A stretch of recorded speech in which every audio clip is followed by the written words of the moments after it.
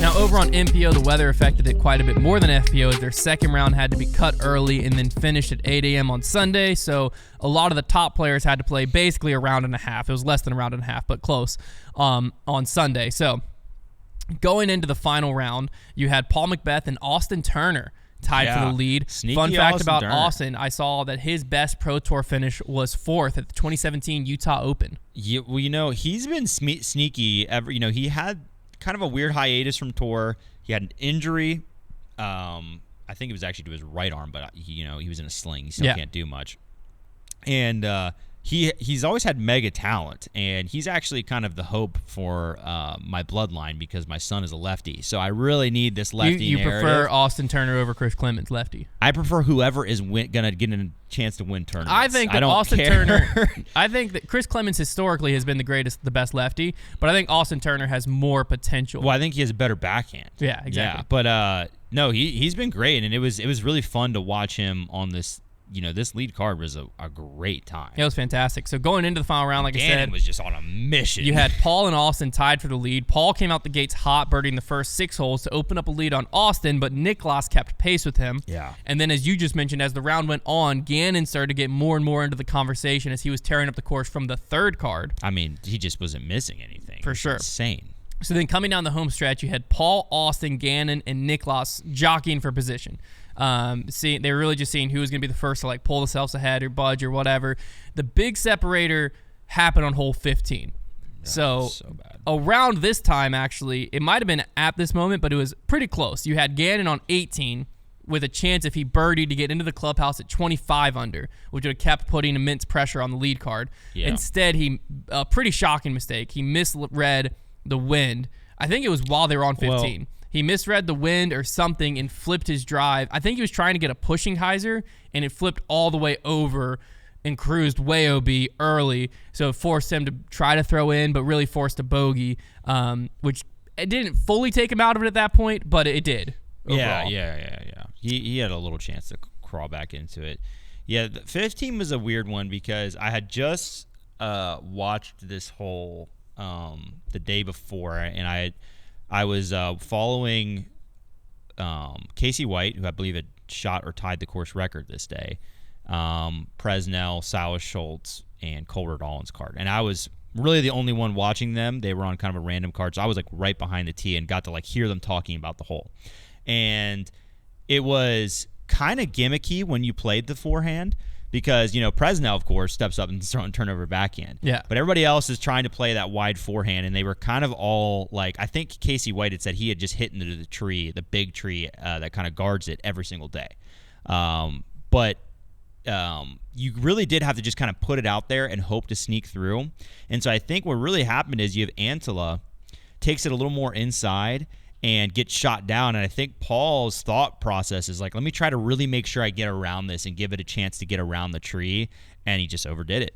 And it was a fatal mistake. Coverage, they were talking, they couldn't tell if he threw it at the height he wanted and overturned it, or if he was trying to throw it that much turn and give it higher to have more time to come back. Yeah, I think he just overdid it. Either way, he goes OB. And it was just, it's just disastrous. This is the thing, and about Paul lately. He's playing such a solid tournament, and I'll agree with this. I have a fun. I can bring up. Let's finish talking about it. And I have a fun. The Paul fans are still alive segment here because I have a lot of replies on my Nice. Twitter. But at the end of the day, this is just a mistake that you just don't make when you're gonna win at the highest level. You cannot. This is an easy par 3 in the sense that if you don't birdie it, you're going to make par. You just have to keep the disc in bounds. Well, that's what it seemed based on everyone's drive. It seemed like Paul was going to lose one stroke. It seemed like, okay, bad mistake, not detrimental. Right. And then Nicklaus steps up and bangs a 65-footer and Nicklaus is ran it dangerous, in. Man.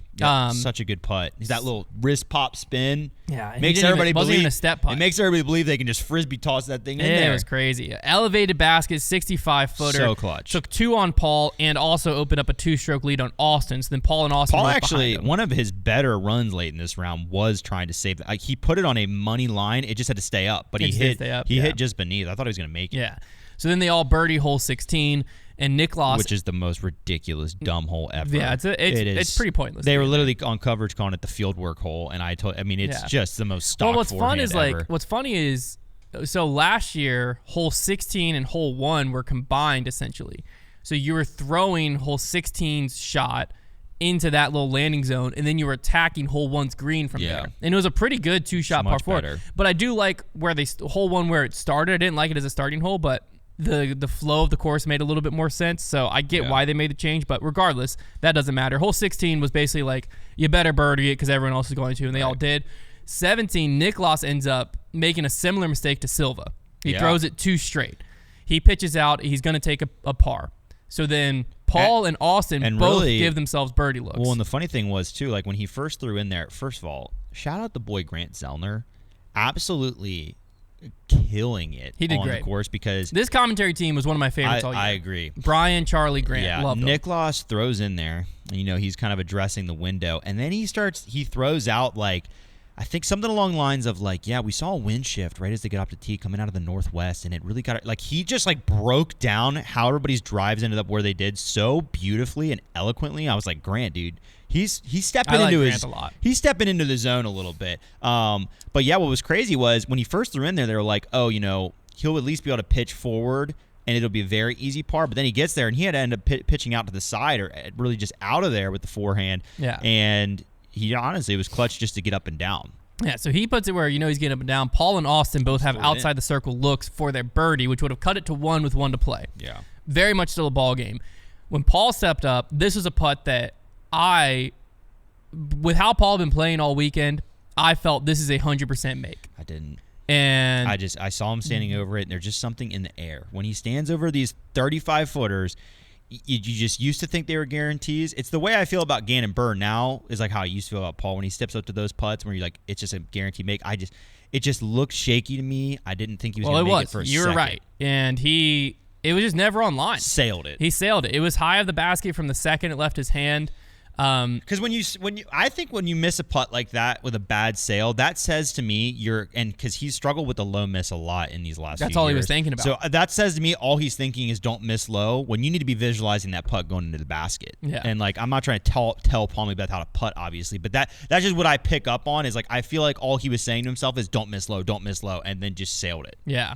And then Austin had a putt. Austin had a putt as well. It was funny because the commentary team at this point, I think, kind of forgot Austin was equally as in it as Paul. And I was like, hey, he just needs to make this to be within 1. They were saying like, oh, that's going to make Nicklaus's hole a lot more stress-free. And I was like, Austin has a putt right here. Yeah. But then Austin ended up hitting cage, I believe. So then Nicklaus had 2 strokes going into 18, which 18 is a pretty stress-free par, all intents and purposes. Yeah, I say 18 because, immediately Brody texts us is like, oh, man, it's too bad 18 is such a bummer. And I agree. When you're looking for a 2-stroke swing, it's not a good hole.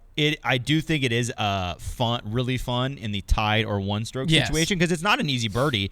But, yeah, in a 2-stroke swing situation, which I do think should be more on the table for hole 18, it was, not a factor. Because the 2-stroke swing happened, but the only reason it happened is Paul and Austin had to try to ace it. Exactly. And so Paul went OB early, same mistake as Gannon. But like, if it was a different situation where they could have tried to birdie it, I think they would have probably chosen a different shot. Or if Nicklaus had to try to birdie, but it changes everything. It makes him throw a harder shot off the tee. But he was able to just lay up and tap out for his second win of the year. And he was able to add a pretty sick guitar to his now growing American Country Museum collection alongside his cowboy hats. Dude. So this is the Finnish Cowboy. Hot seat, Simon Lizotte. The Finnish Cowboy. That is tough. Simon was not able to do the three-peat. Kristen was waiting for him. Didn't happen. Where Simon did he end up? Did he even make that? In 28th. Okay, he made the cut. But he finished 16 strokes out the lead. Nicklaus. It went. Oh, I didn't ever say the finishing position. So Nicklaus won. Gannon and Austin ended in a tie for second, and Paul's double bogey dropped him down to 4th. Yeah, Nicklaus. He's dangerous, man. He's dangerous. He's so good. I would say there's almost a guarantee that he wins a major this year. Like I think on the list of guys who I think are going to win a major this year, you would have to put him and Gannon almost side by side in my mind of like if I had to give the best odds, and especially because there's gonna be 2 of them in Europe. Yeah. So I really like him this year. Our first major is only like 20 some days away. I know. Champions Cup. Yeah. It's kind of exciting. I'm excited because President's Cup. Is it bad that I'm more excited for President's Cup than Champions Cup? I'm kind of glad you are. That means maybe that it's gaining a little traction. Well, I'm excited for the President's Cup on U.S. soil. Yeah, I am too. I hope there's people there. I'm hoping it lives up to the potential. But Champions Cup this year is obviously just going to be a weird one because it's just not the tournament. This is a weird calendar year of majors, man. We still have USDGC. We'll always have USDGC. And I don't hate Worlds being over there at all. I just don't like their back-to-back majors being correct within a week and a half of each other. 10 days, I think. 10 days. Yeah, I don't like that. Yeah, to be clear, I have no problem with the majors being over there. Because this is what's going to be interesting for this year's storyline is with those two majors so close together, if a player gets hot, there's a very good chance they win both. Oh, yeah. And it's like a weird, it's a good year to pad those stats. Yeah, but very exciting tournament, really in both MPO and FPO. Music City Open definitely delivered. It's going to be interesting to continue to watch Austin Turner. I don't think this was a fluke of a breakout tournament for him. He's been around for a while, and he's always kind of been very solid. He just kind of had everything working for him this week. He couldn't quite break down his season for me so far. Where's That's a good point. Let's look it up. Austin Turner this year so far has went 9th at the Supreme Flight Open, 30th at Waco, 24th at Open at Austin, and then just finished with a second place here. It's a great start. So it's a good start to the season. Great start. For sure. So yeah, that's Music City. Anything else you want to touch on from Music City? No, I'm honestly just so happy that we got a tournament, a pretty good tournament in there. I thought this was going to either be canceled or be one of those ones where I really don't like having events on the schedule where it's like, oh, we played 1.5 rounds and 2 people got the win. Yeah, and it's just that's frustrating, and there's so much work that goes into it. And when you're on the grounds, you see that. Shout out to everybody who came and said hi to us. We loved getting to see everybody on the grounds, and we'll hopefully be at some other Pro Tour events in the future, so keep an eye out for that.